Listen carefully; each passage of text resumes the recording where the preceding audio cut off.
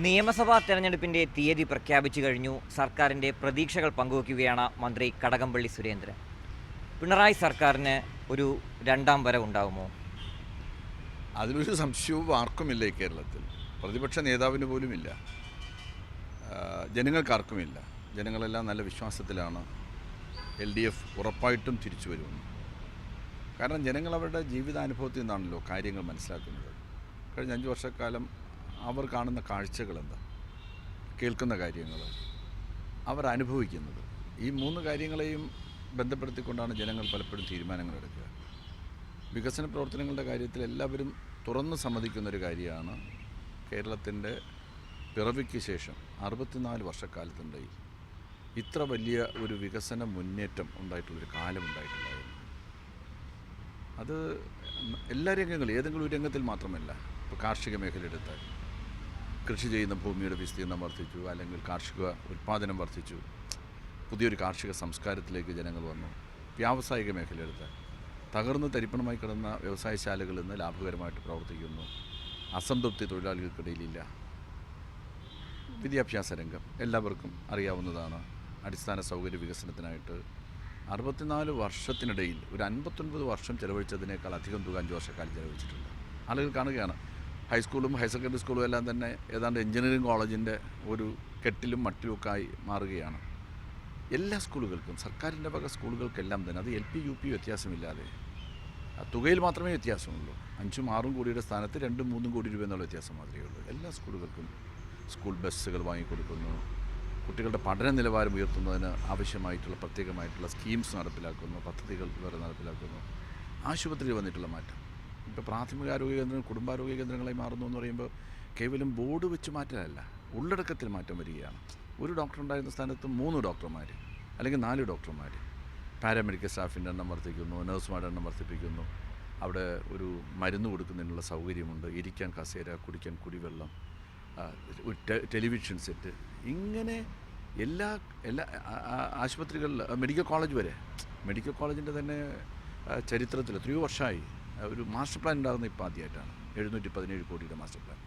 അത് പൂർത്തീകരിക്കുന്നതോടുകൂടി മെഡിക്കൽ കോളേജിൻ്റെ ഇന്നത്തെ ആ ഭാവവും രൂപവും എല്ലാം മാറാൻ വേണ്ടി പോവാണ്. ഒരു ഇൻ്റർനാഷണൽ നിലവാരത്തിലേക്ക് നമ്മുടെ മെഡിക്കൽ കോളേജ് വളരുകയാണ്. അപ്പോൾ ആരോഗ്യ മേഖലയിൽ, നാനാ മേഖലകളിൽ, ഞാൻ ഓരോന്നോരോന്നിട്ട് എടുത്ത് പറയേണ്ട കാര്യമില്ല.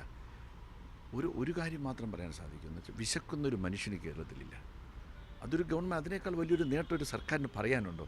89 ലക്ഷം കുടുംബങ്ങൾ കേരളത്തിലുണ്ട്. ഒരു കുടുംബമെങ്കിലും വിശക്കുന്നു, എൻ്റെ കുടുംബം വിശക്കുകയാണ് എന്ന് പറയുന്നൊരു കുടുംബമുണ്ടോ? ഇല്ല. അതാണ് യാഥാർത്ഥ്യം. ഞാൻ ആൾക്കൂട്ടത്തിനോട് ചോദിക്കാറുണ്ട്, ഏതെങ്കിലും നിങ്ങളുടെ പരിചയത്തിൽ ഏതെങ്കിലും ഒരു കുടുംബം വിശക്കുന്നവരായിട്ടുണ്ടോ എന്ന് വെച്ചാൽ, പട്ടിണി കിടക്കുന്ന ഏതെങ്കിലും കുടുംബമുണ്ടോ? അതുണ്ടാവില്ല എന്ന് ഉറപ്പുവരുത്തുക വലിയൊരു കാര്യമല്ലേ? പിന്നെ കയറിക്കിടക്കാൻ കിടപ്പാടത്തിൻ്റെ കാര്യം. യഥാർത്ഥത്തിൽ ആളുകൾ വലിയ പ്രതീക്ഷയിലാണ്. ഒരു ഗവൺമെൻറ് വരുമ്പോൾ നിശ്ചയമായിട്ടും നമ്മുടെ സംസ്ഥാനത്ത് കിടപ്പാടത്തിൻ്റെ പ്രശ്നത്തിന് പരിഹാരം കാണാൻ കഴിയുമെന്നുള്ള വിശ്വാസത്തിലാണ് ജനങ്ങൾ നിൽക്കുന്നത്. ഇപ്പോൾ ഏതാണ്ട് 2.25 ലക്ഷത്തോളം അടുക്കുന്നുണ്ട് ഈ ഭവനങ്ങൾ കൊടുത്തത്. ഇനിയും ഏതാണ്ട് അത്ര തന്നെ ആളുകൾ ഒരുപക്ഷെ വന്നേക്കാം. പുതിയ ആളുകളൊക്കെ അവർ രജിസ്റ്റർ ചെയ്യുന്നുണ്ട്.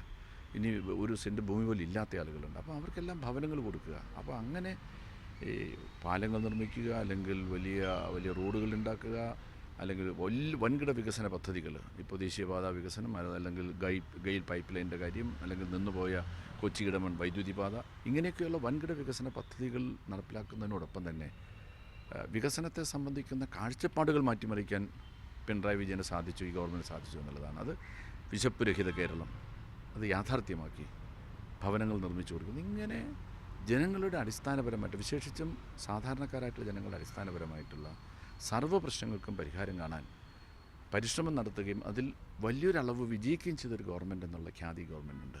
പിന്നെ അഴിമതി രഹിതമായിട്ടുള്ള ഗവൺമെൻറ്റാണ്.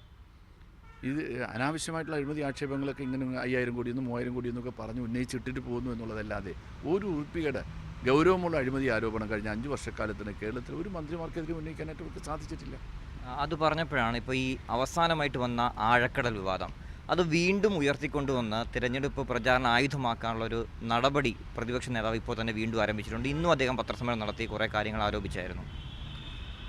അദ്ദേഹത്തിന് ഈ കടലിൽ വീണ് മുങ്ങിച്ചാകാൻ തുടങ്ങുന്നവൻ ഒരു കച്ചിത്തുരുമ്പ് കണ്ടാലും കയറി പിടിക്കുമല്ലോ. ആ നിലയിൽ മാത്രം അദ്ദേഹത്തിൻ്റെ ആ ദുരാരോപണങ്ങളെ നമ്മൾ കണ്ടാൽ മതിയാവും. അദ്ദേഹവും അദ്ദേഹത്തിൻ്റെ മുന്നണിയും കൃത്യമായിട്ടും അവർക്ക് ബോധ്യമുണ്ട് അവർ തകർന്ന് തരിപ്പണമാകാൻ വേണ്ടി പോകാണ് കേരളത്തെ സംബന്ധിച്ചിടത്തോളം. പഴയ രൂപത്തിലൊന്നും വോട്ടൊന്നും പിടിക്കാൻ പോകുന്നില്ല, സീറ്റും കിട്ടാൻ പോകുന്നില്ല. പിന്നെ എന്താണെന്ന് വെച്ചാൽ ഈ ഗവൺമെൻറ്റിനെതിരായിട്ട് എന്തെങ്കിലും പറയണ്ടേ? അതിന് വേണ്ടിയിട്ടാണ് ഇപ്പോൾ ഇല്ലാത്തതായിട്ടുള്ളൊരു കരാറിനെ കുറിച്ചാണ് അവർ സംസാരിക്കുന്നത്. ആകെ ചെയ്തത് എന്താ? അദ്ദേഹത്തിൻ്റെ പഴയ പ്രൈവറ്റ് സെക്രട്ടറി, അത് അദ്ദേഹം പറയാനായിട്ട് തയ്യാറാവുന്നില്ല. ഇദ്ദേഹം എൻ്റെ പ്രൈവറ്റ് സെക്രട്ടറി എന്ന്. ആ ഓണസ്റ്റി നമ്മൾ സ്വാഭാവികമായിട്ടും പ്രതിപക്ഷ നേതാവിനെ പോലെ ഒരാളിന്ന് പ്രതീക്ഷിക്കില്ലേ? അദ്ദേഹത്തിൻ്റെ പഴയ പ്രൈവറ്റ് സെക്രട്ടറി മാനേജിംഗ് ഡയറക്ടറായിരിക്കുന്നതായിട്ടുള്ള ഒരു പൊതുമേഖലാ സ്ഥാപനം പ്രസ്തുത കമ്പനിക്ക്, ഇപ്പോൾ വിവാദമായിട്ടിരിക്കുന്ന കമ്പനിക്ക് 400 യാനങ്ങൾ നിർമ്മിക്കുന്നതിന് വേണ്ടിയിട്ടുള്ള ഒരു MOU സൈൻ ചെയ്തു എന്നുള്ളതാണ് പ്രശ്നം എന്ന് പറയുന്നത്. ആഴക്കടൽ മത്സ്യബന്ധനത്തിന് വേണ്ടിയിട്ടുള്ള അനുമതി കൊടുക്കാൻ സംസ്ഥാന സർക്കാരിനാവില്ല എന്നുള്ള കാര്യം അദ്ദേഹത്തിനും അറിയാം, ഈ നാട്ടിൽ എല്ലാവർക്കും അറിയാം. അത് കേന്ദ്ര ഗവൺമെൻറ് മാത്രം കഴിയുന്ന കാര്യമാണ്. അദ്ദേഹം പാർലമെൻറ്റ് മെമ്പറായിരിക്കുന്ന കാലത്താണ് നരസിംഹറാവുവിൻ്റെ ഗവൺമെൻറ് ആഴക്കടൽ മത്സ്യബന്ധനത്തിന് വിദേശ ട്രോളറുകൾക്ക് അനുമതി കൊടുത്തതും കേരളം അതിനെതിരായി വലിയ പ്രതിഷേധം ഉയർത്തിയതും. അന്ന് ഈ സംസ്ഥാനമാകെ ഇടതുപക്ഷമാകെ ആ പ്രതിഷേധത്തിന് മുൻനിരയിലുണ്ടായിരുന്നു. ഇടതുപക്ഷത്തെ സംബന്ധിച്ചിടത്തോളം ഇടതുപക്ഷത്തിന് ഓരോ കാര്യത്തിനും വ്യക്തമായിട്ടുള്ളൊരു നയമുണ്ട്. ആ നയത്തിൽ നിന്ന് മാറി ചിന്തിക്കുന്ന പ്രശ്നമില്ല. ഇവിടെ കൃത്യമായിട്ടുള്ള നയമുണ്ട്. സ്വദേശികളായിരുന്നാലും വിദേശികളായിരുന്നാലും ശരി, ആഴക്കടൽ മത്സ്യബന്ധനത്തിന് അനുമതി കൊടുക്കില്ല എന്നുള്ള ഗവൺമെൻറ് നയമാണ്. ഏതെങ്കിലും ഒരു ഉദ്യോഗസ്ഥൻ എന്തെങ്കിലും താല്പര്യത്തിൻ്റെ പേരിൽ ഇപ്പോൾ ജനുവരി 27 അദ്ദേഹത്തിൻ്റെ പ്രചരണ ജാഥ ആരംഭിക്കുന്നു. ഫെബ്രുവരി മാസം 2-ാം തീയതി അദ്ദേഹത്തിൻ്റെ പഴയ പ്രൈവറ്റ് സെക്രട്ടറി ആയിട്ടുള്ള ഉദ്യോഗസ്ഥൻ ഇത്തരമൊരു കരാറിൽ ഗവൺമെൻറ്റിനോട് ചോദിക്കും. ഗവൺമെൻറ് മീൻസ് മിനിസ്റ്ററോട്. എന്നാൽ മിനിസ്റ്ററോട് ചോദിക്കണ്ടേ? ചോദിക്കുന്നില്ല.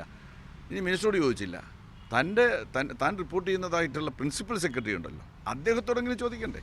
അപ്പോൾ ഇതെല്ലാം തന്നെ എല്ലാം കൂടി കൂട്ടിച്ചേർത്ത് വായിക്കുമ്പോഴത്തേക്കാണ് ഞാൻ പറഞ്ഞത്, എവിടെയോ ഒരു സ്പെല്ലിംഗ് മിസ്റ്റേക്ക് കാണുന്നുണ്ട്. വളരെ ബോധപൂർവം ഒരു ചർച്ചയുണ്ടാക്കുന്നതിന് വേണ്ടിയിട്ട് ഉണ്ടാക്കിയ ഒരു ആക്ഷേപം മാത്രമാണെന്ന് ജനങ്ങൾക്ക് ബോധ്യമുണ്ട്. ഒരു സംശയത്തിൻ്റെ പുകമറ പരത്താൻ ശ്രമിച്ചു. സംശയത്തിന് നിഴൽ പോലും ഉണ്ടാകാതിരിക്കാൻ വേണ്ടിയിട്ടാണ് ഗവൺമെൻറ് അതുമായി ബന്ധപ്പെട്ടതല്ലെങ്കിൽ പോലും നേരത്തെ ഈ കമ്പനിക്ക് കൊടുത്ത പഴയ കരാർ സീ ഫുഡ് നിർമ്മാണത്തിന് വേണ്ടിയിട്ടുള്ള, സീ ഫുഡ് ഉണ്ടാക്കുന്നതിന് വേണ്ടിയിട്ടുള്ള സ്ഥലം അനുവദിക്കണമെന്ന് ആവശ്യപ്പെട്ടുകൊണ്ട് അവർ സമീപിച്ച് അതും റദ്ദ് ചെയ്യാൻ വേണ്ടി, അത് സ്ഥലം അനുവദിച്ചിട്ടൊന്നുമില്ല, എന്നാൽ പോലും ആ MOUയും റദ്ദ് ചെയ്യാനായിട്ട് തീരുമാനിച്ചത്. ഗവൺമെൻറ്റിനെ സംബന്ധിച്ചിടത്തോളം ഗവൺമെൻറ് വളരെ കൃത്യമായി അഴിമതി രഹിതമായിട്ട് നമ്മുടെ സംസ്ഥാനത്ത് പ്രവർത്തിക്കുകയാണ്. ഗവൺമെൻറ് കിട്ടുന്ന അവസരങ്ങളെ അവർ ഉപയോഗപ്പെടുത്താൻ ശ്രമിക്കുന്നുണ്ട്. പക്ഷേ എല്ലാം ചീറിപ്പോവുകയാണ്. ഒന്നും തന്നെ ഈ നനഞ്ഞ പടക്കം പോലെയാണ് അവരുടെ ഓരോ ആക്ഷേപങ്ങളും ചെന്ന് പതിക്കുന്നത്. ഏതെല്ലാം തരത്തിൽ മാധ്യമങ്ങളെല്ലാം ഉപയോഗപ്പെടുത്തിക്കൊണ്ട് ഏതെല്ലാം രൂപത്തിലുള്ള ആക്ഷേപങ്ങളും ആക്രമണങ്ങളുമാണ് സംസ്ഥാനത്തെ ഗവൺമെൻറ്റിനെതിരായിട്ട് അവർ ഉയർത്തിക്കൊണ്ട് ഏതെങ്കിലും ഒരു ആക്ഷേപത്തിന് നിലനിൽക്കാൻ വേണ്ടി സാധിച്ചിട്ടുണ്ടോ? അപ്പോൾ അതുകൊണ്ട് യാതൊരു സംശയമില്ല, നമ്മുടെ സംസ്ഥാനത്തൊരു തുടർ ഭരണം ഉണ്ടാവുക തന്നെ ചെയ്യും. ജനങ്ങൾ തയ്യാറെടുത്തിരിക്കുകയാണ്. ഏപ്രിൽ 6 എന്ന് പറയുന്നൊരു ദിവസത്തിന് വേണ്ടിയിട്ട് ആളുകൾ കാത്തിരിക്കുകയാണ്. നിശ്ചയമായിട്ടും കഴിഞ്ഞ പ്രാവശ്യം കിട്ടിയതിനേക്കാൾ ഭൂരിപക്ഷത്തോടുകൂടി നിയമസഭയിൽ ഇടതുപക്ഷ മുന്നണി വരും. കഴക്കൂട്ടം മണ്ഡലത്തെ സംബന്ധിച്ചും ഇതിന് സമാനമായിട്ടുള്ള വളർച്ചയുണ്ടായിട്ടുണ്ട്. മണ്ഡലത്തിലും എല്ലാ മേഖലകളിലും വികസനം സാധ്യമാക്കുന്നതിന് വേണ്ടി ശ്രമിച്ചിട്ടുണ്ട്. പ്രത്യേകിച്ച് എനിക്ക് ഇതെല്ലാം കൂടാതെ എടുത്തു പറയാൻ കഴിയുന്നത് വിദ്യാഭ്യാസ മേഖലയിൽ നമ്മുടെ പാവപ്പെട്ട കുട്ടികൾക്ക് വേണ്ടിയിട്ട് 5 വർഷക്കാലമായിട്ട് പ്രകാശം എന്ന് പറയുന്നൊരു പ്രോജക്റ്റ് നടപ്പിലാക്കുന്നുണ്ടായിരുന്നു. SLC-കാരായിട്ടുള്ള കുട്ടികളെയും 11-ും 12-ും ക്ലാസ്സിലെ കുട്ടികളെ അവരുടെ വിദ്യാഭ്യാസ ഭാവിയെ സംബന്ധിച്ച് ഇപ്പോൾ വെങ്കട്ടരാമൻ സാറിനെ പോലുള്ള ആളുകൾ എല്ലാ വർഷവും 2 പ്രാവശ്യം കൂട്ടിക്കൊണ്ടുവന്ന് അൽസാജിൽ ഈ 100,000-കണക്കായിട്ട് കുട്ടികളെ വിളിച്ചു കൂട്ടി അവരോട് സംസാരിക്കുന്ന രീതി ഉണ്ടായിരുന്നു. ഇപ്പോൾ ഏറ്റവും അവസാനം കാണാൻ ഒരു ജോബ് ഫെയർ സംഘടിപ്പിച്ചു യുവാക്കൾക്ക് വേണ്ടിയിട്ട്. ഏതാണ്ട് 300 പേർക്കെങ്കിലും താല്പര്യപത്രം കിട്ടിയിട്ടുണ്ട്. അപ്പോൾ ആ ജോബ് ഫെയറിൽ 2500 എൻ്റെ മണ്ഡലത്തിനകത്തുള്ളവരാണ്. 2500-ലധികം വരുന്ന കുട്ടികൾ വന്നു. 3000-ഓളം പേർ രജിസ്റ്റർ ചെയ്തിട്ട് 2500-ഓളം ആളുകൾ ആ ജോബ് ഫെയറിൽ പങ്കെടുത്തു. 90-ഓളം കമ്പനികൾ പങ്കെടുത്തു. അങ്ങനെ നമ്മൾ ഏതെങ്കിലും ഒരു മേഖലയും മാത്രമല്ല, ഇപ്പോൾ 3 വകുപ്പിൻ്റെ ചുമതലയുള്ള മന്ത്രിയാണെങ്കിലും നാട്ടിലെല്ലാ കാര്യങ്ങളിലും ഞാൻ കൂടി ഉണ്ടായിട്ടുണ്ട്. കാര്യം ഒരു മരണം നടന്നാൽ അല്ലെങ്കിൽ ഒരു വിവാഹം നടന്നാൽ ഒരു സന്തോഷത്തിൽ സന്താപത്തിൽ എല്ലാറ്റിലും ഞാൻ ജനങ്ങളോടൊപ്പം നിന്നിട്ട്, അതുകൊണ്ട് യാതൊരു തരത്തിലുള്ള ആശങ്കയും യഥാർത്ഥത്തിൽ ഇടതുപക്ഷ മുന്നണിയെ സംബന്ധിച്ചിടത്തോളം കഴക്കൂട്ടം മണ്ഡലത്തിലുമില്ല. ഈ BJP അവരുടെ പ്രധാന ആയുധമാക്കുന്നത് ശബരിമലയാണ്. അങ്ങാണ് ദേവസ്വം മന്ത്രി. അത് എങ്ങനെയായിരിക്കും ഈ തിരഞ്ഞെടുപ്പിനെ കാണുന്നത്? കാരണം അണഞ്ഞ സംഭവമായിരുന്നു, പക്ഷേ അത് വീണ്ടും ഉയർത്തിക്കൊണ്ടുവരാനുള്ള ഒരു ശ്രമമാണ് BJP നടത്തുന്നത്. അവർ എടുത്തു പറയുകയും ചെയ്തു അവരുടെ പ്രചാരണ ആയുധം ശബരിമല തന്നെയാണെന്ന്. ആ ശബരിമലയൊന്നും ഇവിടെ ഇപ്പോൾ ഗൗരവമുള്ളൊരു വിഷയമല്ല. കാര്യം എന്താ വെച്ചാൽ അത് കഴിഞ്ഞ് ശബരിമലയിലെ ആ ഇഷ്യൂ എല്ലാം കഴിഞ്ഞ് പിന്നീട് നിരവധി മാസങ്ങളിലെ പൂജകൾ നടന്നു, നിരവധി മണ്ഡല മകരവിളക്ക് മഹോത്സവകാലം കഴിഞ്ഞു, യാതൊരു പ്രശ്നവുമില്ല. ഇപ്പോൾ ഏറ്റവും അവസാനം ഈ കോവിഡ് കാലത്തും അവിടെ ഉത്സവം നടന്നു. എല്ലാം ഭക്തജനങ്ങൾ ആഗ്രഹിക്കുന്ന മട്ടിൽ തന്നെ ചെയ്തു തീർക്കാനായിട്ട് ഗവൺമെൻറ് സാധിച്ചിട്ടുണ്ട്. ഇപ്പോൾ എവിടെയും ശബരിമലയുമായി ബന്ധപ്പെട്ട് യാതൊരു പ്രശ്നങ്ങളും നിലനിൽക്കുന്നില്ല. സംസ്ഥാന ഗവൺമെൻറ് ആകട്ടെ, കേരളത്തിൽ അധികാരത്തിൽ വന്ന ഗവൺമെൻറ്റുകളുടെ ചരിത്രത്തിലാദ്യമായി വിശ്വാസി സമൂഹത്തിന് വേണ്ടി ആരാധനാലയങ്ങൾ കേന്ദ്രീകരിച്ച് അടിസ്ഥാന സൗകര്യങ്ങൾ ഒരുക്കി കൊടുക്കാനുള്ള പ്രത്യേക പദ്ധതി നടപ്പിലാക്കി.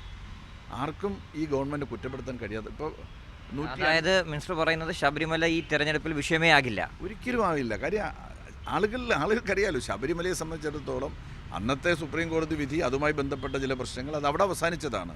ഗവൺമെൻറ് യാഥാർത്ഥ്യ ബോധത്തോടു കൂടി കാര്യങ്ങൾ മനസ്സിലാക്കുകയും അതിനനുസരിച്ച് ചിന്തിക്കുകയും ചെയ്യുന്നുണ്ട്.